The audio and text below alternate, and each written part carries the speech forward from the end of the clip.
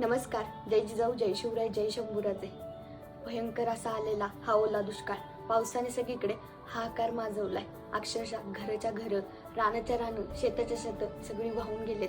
हातातोंडाशी आलेलं पीक अक्षरशः जेव्हा समोरून जातं तेव्हा काय दुःख होत असेल माझ्या बळीराजाला, हे बळीराजालाच माहिती. अक्षरशः डोळ्यातनं पाणी ढसाढसा रडतोय आज माझा शेतकरी दादा.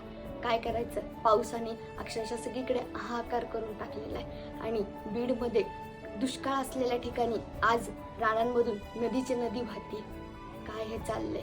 सरकारला थोडं पण बघता येत नाही, थोडं पण लक्ष देता येत नाहीये का? सरकारला का शेतकऱ्याचं दुःखच कधी समजू शकत नाही? कांद्याला कधीच भाव नसतो, आला तर लगेच लोक म्हणतात भाव वाढला. मग आधीच घेऊन ठेवा ना. तुम्हाला जर का एवढा भाव वाढतोय तर पिझ्झा खायला जाता जेव्हा मॉलमध्ये त्यावेळेस तुम्ही पिझ्झावाल्याला म्हणता का की 2 रुपये कमी कर? मग शेतकऱ्याच्याच पुढे गेल्यावरती का म्हणता की 2 रुपया कमी करा म्हणून?